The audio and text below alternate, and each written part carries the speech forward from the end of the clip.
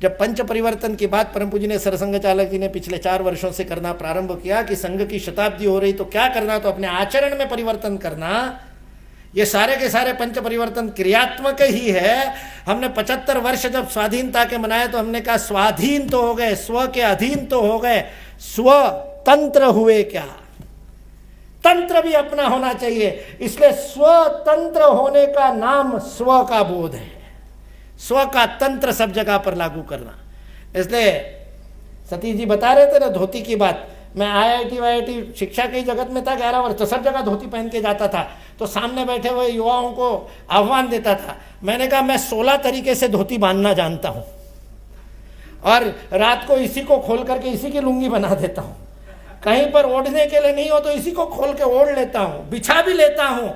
इतना स्वतंत्र वेश है, इतनी क्रिएटिविटी है। 16 प्रकार से बांध सकते हैं। आज राजस्थान वाली बांधी है, कभी महाराष्ट्र वाली बांधता हूँ, कभी उड़ीसा वाली बांधता हूँ, कभी गुजराती बांधता हूँ, कभी बंगाली बांधता हूँ। जहाँ जहाँ गया वहाँ वालों ने वहाँ की सिखा दी। मैं आपको चुनौती देता हूँ, ये जो आपने पहन रखी है बोरिया, वो 2 तरीके से पहन के दिखा दो। आपने अपनी भूषा का स्वातंत्र दर्जी के हाथ में दे दिया। दर्जी तय करेगा कि आप क्या पहनोगे। इसलिए मैं युवाओं को कहता था मैं 10 साल मॉडर्न हूं, 10 साल के बाद ये धोती की फैशन आने वाली है। मैं 10 साल पहले पहन रहा हूं, मुझे 10 साल बाद की फैशन पता है, तब आप सब लोग धोती पहनोगे। स्वाभिमान के साथ स्व का पालन, यह अपना प्रगटीकरण है, स्वभाव का प्रगटीकरण। इसलिए परम पूज्य संघ चालक जी 4 बातें कहते हैं, 6 बातें कहते हैं कि 6 बातों में स्व लाना है। यह स्व कहाँ का लाना है, तो उन्होंने कहा भाषा और भूषा में। अपने घर में, अपने व्यवहार में स्वभाषा स्वभूषा। इसलिए हमारी माताओं को बहुत बड़ा वंदन है, आपने स्वभूषा को बनाए रखा है। आज भी यहाँ पर साड़ी में इतनी सारी माताएं दिखाई दे रही है, धोती वाले 3 ही हैं। स्वभाषा स्वभूषा, 2 बातें कही, भाषा भूषा।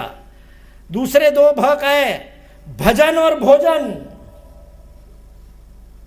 भाषा में है, हमारा कुटुंब प्रबोधन अभी हुआ ना, तो भाषा में अभी एक घर में पंजाब में रुका था हमारे सतीन्द्र जी, जो वहाँ के केंद्र के सेक्रेटरी है, उनके परिवार में रुकने का अवसर मिला। उनका बेटा लॉ कर रहा है, बेटी अभी पढ़ करके एक जगह पर विद्यालय में जाती है। सतीन्द्र जी ने गप्पे मारते मारते कहा मेरे को तो एक ही बात का संतोष है कि मेरे दोनों बच्चे हम दोनों को माताजी पिताजी कहते हैं। मैंने कहा बहुत सौभाग्यशाली है, अनेक जन्मों के पुण्य से आज भी घर में बचा है, नहीं तो फिर तो हमारी माँ को भूतनी कहने वाले हम सब लोग।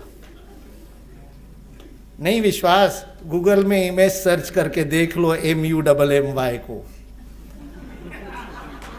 इमेज सर्च करना MUMMY को। हमारे यहाँ तो, यहाँ मतलब पश्चिम उत्तर प्रदेश में भी भूतनी के तो गाली है ना, किसी को गाली देनी हो तो भूतनी के कहते हैं। अभी तो सब घर में भूतनी के, खुद ही अपने माँ को कहते भूतनी, कहते हो ना। भाषा भूषा कहाँ तक, और पिता को लाश, डैड। पापा का भी बड़ा खतरनाक अर्थ है, स्पेनिश भाषा का शब्द है, जरा डिक्शनरी देख करके शब्द प्रयोग करना चाहिए। खैर छोड़िए, वो आपकी मर्जी है, आपके माता पिता है और उन्होंने ही सिखाया है। भूतनी ने ही बच्चे को सिखाया भूतनी कहे, तो भूतनी के तो होंगे। मैंने जब बीकानेर में एक बार ये बोला तो हमारे वहाँ के कार्यकर्ता की बच्ची उनके घर भोजन करने के 7वीं कक्षा में पढ़ती थी, उसने आकर के कहा आज आपने बड़ा मज़ा आ गया, आज आपने एक बहुत बड़ा शस्त्र दे दिया। अब मैंने मेरी माँ को कह दिया है जब आप प्रेम से रहोगी माँ कहूँगी, जब डांट लगाओगी मम्मी कहूँगी। मैंने कहा लेकिन माँ ने मेरा भाषण सुना था कि नहीं सुना? मैंने पूरा आके घर में सुना दिया। भाषा भूषा भजन भोजन, हमारा भोजन, हमारे घर में भोजन, स्व का बोध है क्या उसमें?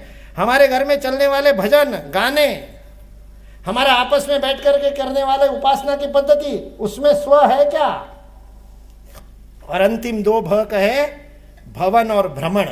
हमारे भवन का निर्माण हम कैसे कर रहे हैं, उसमें स्व का बोध है क्या? भ्रमण के लिए चयन करते समय हम कहाँ जाते हैं? हमारे देश को देखने के लिए इतने बड़े स्थान हैं, इतने अनेक स्थान हैं। स्वाधीन हो गए, स्वतंत्र नहीं हुए, इसलिए टूरिज्म डिपार्टमेंट नहीं बताएगा, मेक माई ट्रिप नहीं बताएगा। दक्षिण भारत में या कहीं भी पूरे भारत में जाओ, पहाड़ों में जाओ, इतने सुंदर सुंदर मंदिर है, इतने सुंदर सुंदर नैसर्गिक स्थल है, लेकिन टूरिज्म डिपार्टमेंट की वेबसाइट में नहीं मिलेंगे, आपको खोजना पड़ेगा। भ्रमण, पहले भारत को तो देख लो, फिर जाना विदेश में। पाप किए होंगे तो जाना ही पड़ेगा, नहीं तो भारत में सब कुछ है, क्या नहीं है? बर्फ भी मिलता है यहाँ पर, और गर्मी भी मिलती है, और रेगिस्तान भी मिलता है, और जलप्रपात तो यहाँ से अच्छे कहीं मिलते ही नहीं, और जंगल यहाँ से अच्छा कहाँ पर है? प्राणी भी कौन से देखने हैं जो अफ्रीका में नहीं है, और कुछ दिनों बाद यही भेजने पड़ेंगे उनको।